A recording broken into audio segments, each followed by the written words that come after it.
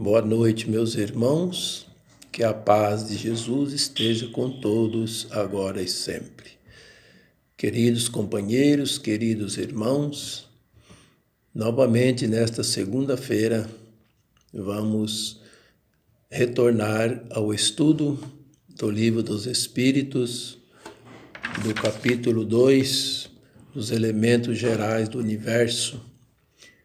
E dentro deste capítulo nós vamos pegar o subtítulo Espírito e Matéria, para que a gente possa entender e conhecer um pouquinho mais dos ensinamentos do Espírito Verdade ou da Verdade, trazido a todos nós pelos nossos companheiros da espiritualidade, para o nosso aprendizado e para colocarmos em prática tudo aquilo que nós aprendemos.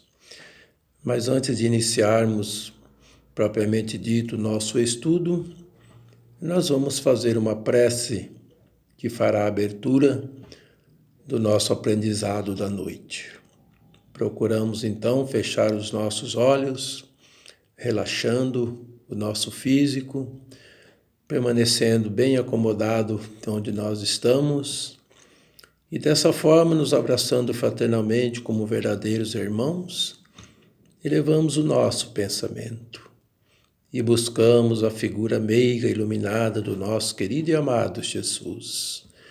Jesus com suas mãos estendidas sobre cada um de nós e que flui das suas mãos uma energia positiva que envolve o nosso espírito, envolve o nosso corpo físico, envolve todo o ambiente onde estamos cada um de nós neste momento. É a paz de Jesus chegando para a nossa reunião e para o nosso trabalho. E é dessa forma que nós vamos dizendo obrigado, Senhor Jesus, por essa oportunidade de podermos estar todos reunidos em Teu nome, Senhor, e fazermos parte desse trabalho de aprendizado, de conhecimento. Que a Tua paz, a Tua luz e o Teu amor permaneçam na nossa reunião até o término desse nosso aprendizado. Que assim seja, graças a Deus. Passamos então ao tema da noite, que é o que é espírito e matéria. Só para a gente rememorar, vamos vamos voltar a saber o que é espírito. Então, Kardec faz a pergunta aos espíritos e os espíritos respondem: espírito é o princípio inteligente do universo. E o que é matéria? Matéria é aquilo que tem extensão, pode impressionar os sentidos e é impenetrável. Então a gente vai vendo aí que matéria e espírito são duas coisas distintas. E quanto à matéria, ela ainda tem outras características, que diz assim, que ela é massa. O que é massa? Quantidade de matéria de um corpo. Extensão, volume ou porção do espaço ocupado pela matéria. Impenetrabilidade, duas porções de matéria não podem ocupar o mesmo lugar. Inércia, para um corpo se movimentar é necessário uma força externa. Divisibilidade, a matéria ela pode ser fragmentada. Ponderabilidade, pode ser medida ou pesada. E descontinuidade é o espaço entre as moléculas. É o espaço entre as moléculas. A divisibilidade, né? A descontinuidade, espaço entre as moléculas. Então, a descontinuidade significa que ela tem uma descontinuação, não é sempre só contínua, não é uma coisa só. Então, ela tem, dentro das moléculas, existe uma descontinuidade. Aí nós vamos, então, ver a pergunta 25, que é onde nós vamos iniciar, então, o nosso estudo da noite, que diz assim a pergunta de Kardec aos espíritos. O espírito é independente da matéria ou é uma propriedade dela? O que quer dizer isso? O espírito é independente da matéria ou é uma propriedade dela? Significa que a pergunta que foi feita é: se o espírito é algo independente, ou na realidade ele é parte de uma matéria, é propriedade da matéria, então o que é respondido para nós? São duas coisas distintas, ou seja, diferentes entre si, mas sem a união de ambas não haverá a possibilidade da matéria ser dotada da inteligência.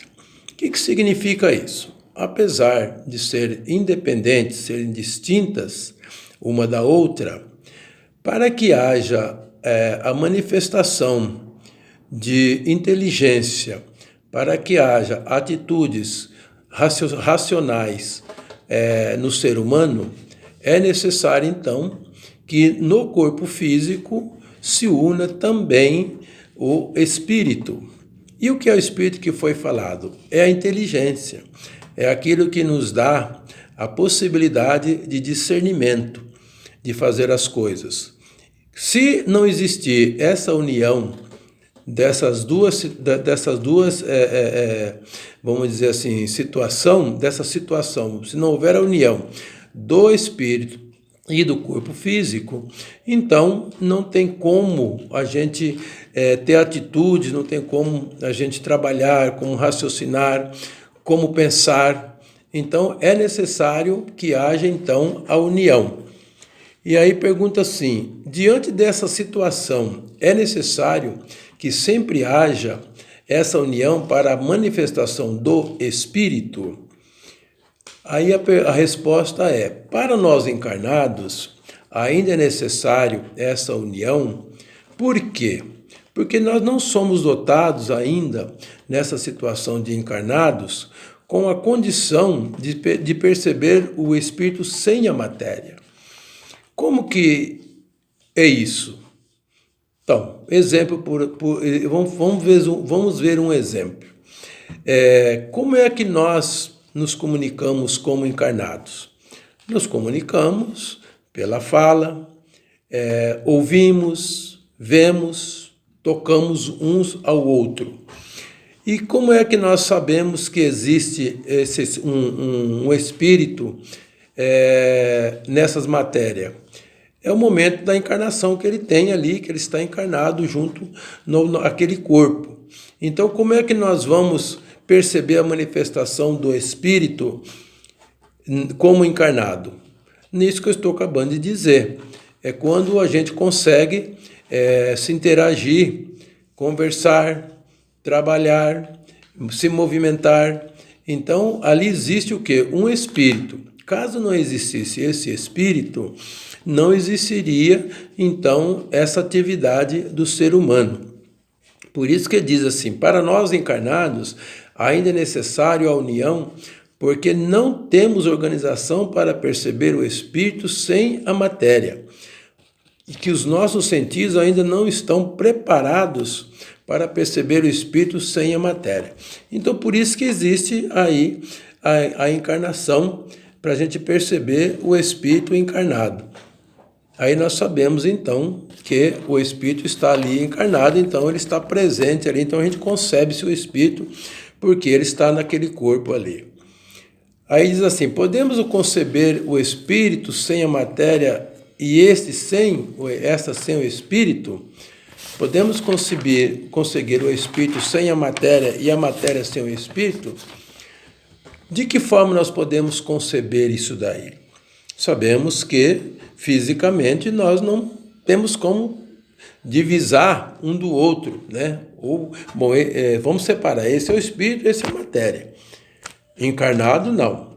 Então, através do que nós podemos conceber o espírito e a matéria?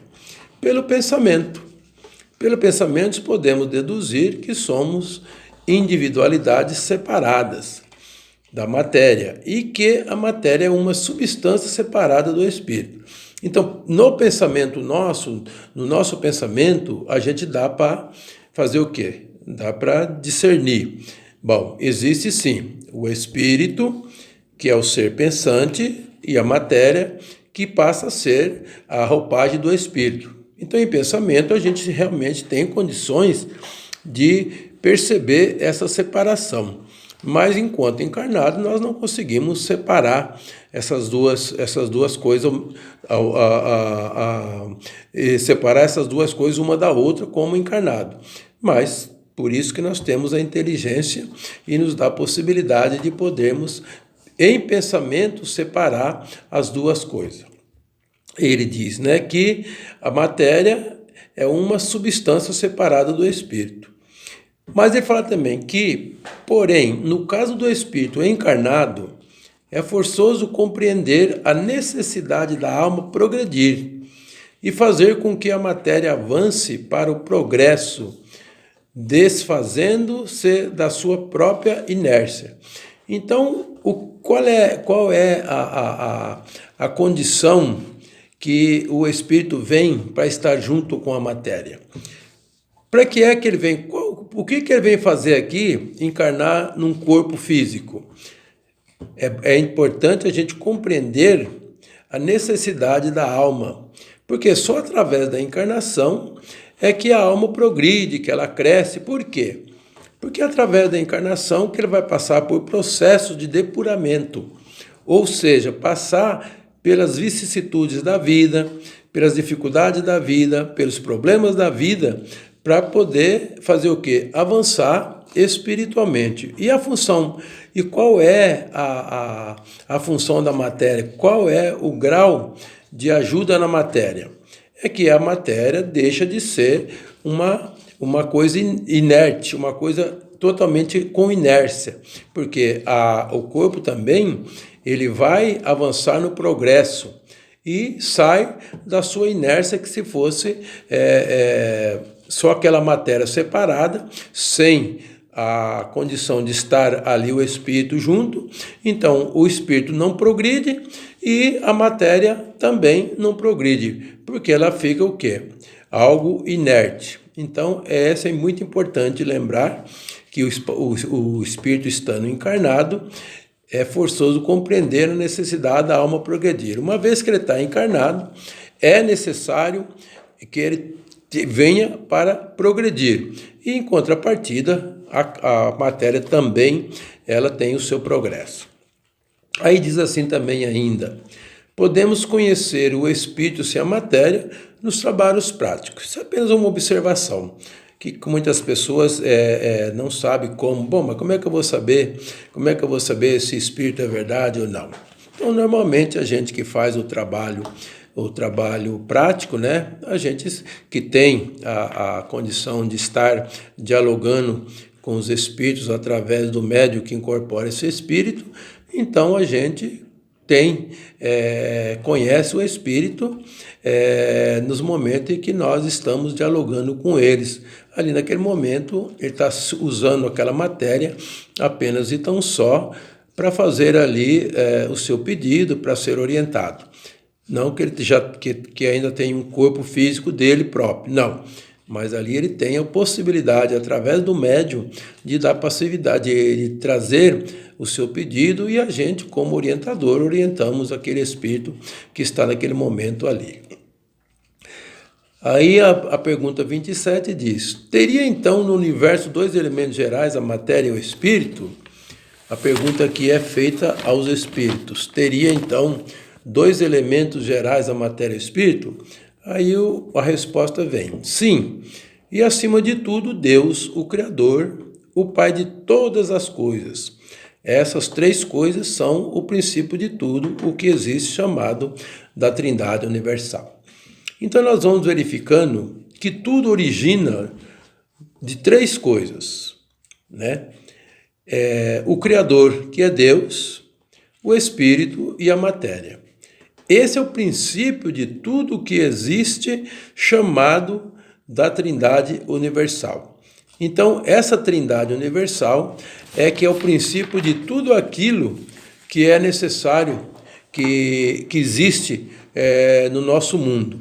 Então, espírito, matéria e Deus, que é o Criador. E tudo origina desses três pontos de suporte, né? Então, tudo origina daí. Aí diz assim, ao elemento material é preciso juntar o fluido universal que desempenha papel intermediário entre o espírito e a matéria propriamente dita, muito grosseira para que o espírito possa ter uma ação sobre ela. Então, o elemento material, para que haja a união entre o espírito e a matéria, é preciso juntar o fluido universal. O que é o fluido universal? Fluido universal é a matéria-prima para que haja as modificações para tudo aquilo que existe no nosso planeta. E para que essa união ela se faça é necessário também que o fluido universal sirva de intermediário entre o espírito e a matéria grosseira. Porque, caso isso não aconteça, não vai poder haver a união. Porque, ainda que sob certo ponto de vista se possa incluir o fluido universal no elemento material, ele se distingue por suas propriedades especiais. Que se ele fosse matéria, não haveria razão para que o espírito também não o fosse. Ou seja, então, mais uma situação que a gente tem que analisar. O que ele está dizendo aqui? Não fosse esse fluido universal intermediar a união espírito e matéria, então ele seria também matéria e também o espírito também seria matéria, não é? Razão para que o espírito também não o fosse. Então, se fosse assim, tudo era matéria igual. E não é. Então, se não houver essa intermediação do fluido universal entre o espírito e a matéria, então ele está colocando entre o espírito e a matéria, está suscetível a inúmeras combinações com esta e sob a ação do Espírito, de produzir uma infinita variedade de coisas das quais não conheceis senão uma pequena parte. O que é tudo isso? Tudo isso ainda nós temos que analisar. Que a gente vamos pensar, o nosso corpo, por exemplo, quando nós deixamos a nossa vitalidade, nós vamos para o sepultamento e nós vamos nos transformar também em outras matérias orgânicas na Terra, não é? Então veja bem, se fosse tudo dessa forma, o espírito e esse fluido universal, junto com a matéria, tudo seria matéria. Então tudo isso, vamos pensar assim teoricamente, tudo isso ia para onde? Ia para dentro da terra e se dissolvia, se transformava em outros materiais orgânicos, não é? Então, não. Então, tem aí as três situações. Espírito, ser pensante, fluido universal, o intermediário, e o corpo físico que recebe essa condição que passa a ser o ser conduzido pelo Espírito, que é o ser inteligente. E esse fluido universal, ele está suscetível a inúmeras combinações.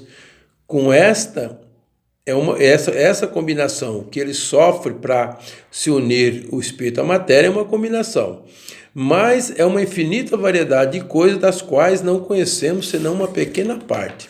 Então a gente conhece muito pouco ainda, pela nossa incapacidade de entendimento, de raciocínio, a gente conhece muito pouco sobre essas manipulações desse fluido universal.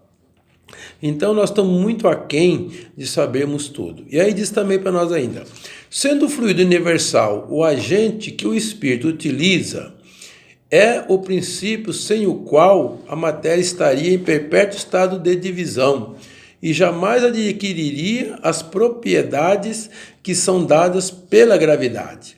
Então, como o fluido universal é o agente que o Espírito utiliza, é o princípio sem o qual a matéria estaria em perpétuo estado de divisão e jamais adquiriria as propriedades que são dadas pela gravidade. Então, o universal é o agente utilizado pelos espíritos, para manifestar a matéria, sem que se essa situação não houvesse, o espírito, a matéria jamais sairia, jamais adquiriria a propriedade que são dadas pela gravidade. Então, até isso, a gravidade ela é influenciada por onde? Pelo fluido universal. E quem é que faz tudo isso? Os espíritos que fazem essas modificações, essas agregações, para quê? Para que possamos então viver dentro da gravidade. Fora disso, o corpo, a matéria, ela não teria como sobreviver sem essa participação desse fluido agenciado, desse fluido utilizado pelos espíritos para levar a matéria essa possibilidade. Aí na pergunta 27, ele diz assim, na 27, ele diz assim, seria esse fluido a eletricidade? Então nós estamos se falando aqui o seguinte, que para nós, pela nossa curta capacidade de entendimento, a gente poderia dizer, isso aí é eletricidade, isso daí é magnetismo. Aí o que diz para nós aqui? Seria esse fluido a eletricidade? A resposta é, o fluido cósmico sofre imensas combinações que são modificações do fluido, que não é senão uma matéria mais perfeita, mais sutil e que pode ser considerada como independente. Então, o que ele está dizendo aqui? Que o fluido cósmico universal, ele sofre N combinações, E essas combinações que não é senão uma matéria mais perfeita. Então, o fluido cósmico universal, a gente pode raciocinar assim. É aquela matéria, se podemos colocar aqui, como matéria, como ele diz aqui, que o próprio Espírito, o próprio resposta dá, que é uma matéria mais perfeita e mais sutil, que pode ser considerada como independente. Então, é uma matéria independente que, através dela, se constitui, se modifica para outros tipos de matéria. Então, ela é o quê? Perfeita, porque ela serve para tudo. Ela é manipulada para tudo, Então, o que nós podemos dizer? Que ela é um material independente. E na pergunta 28 diz assim, não seria mais exato e menos sujeito a confusões designar esses dois elementos, matéria inerte e matéria inteligente? Aí os espíritos dizem para nós, as palavras não têm tanta importância. Compete-vos a vós formular a vossa linguagem, de maneira a vos entenderdes. A vossa linguagem é incompleta para aprimorar as coisas que não ferem os vossos ouvidos. Para exprimir, vossa linguagem é incompleta para exprimir as coisas que não ferem os vossos ouvidos.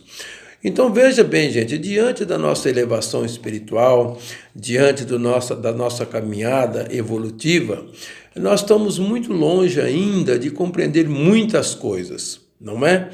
Por isso que o Kardec ele faz aqui uma colocação muito interessante sobre essa pergunta 28, quando temos essa resposta aqui que não seria mais exato e menos sujeito às confusões de designar esses dois elementos, matéria inerte e matéria inteligente?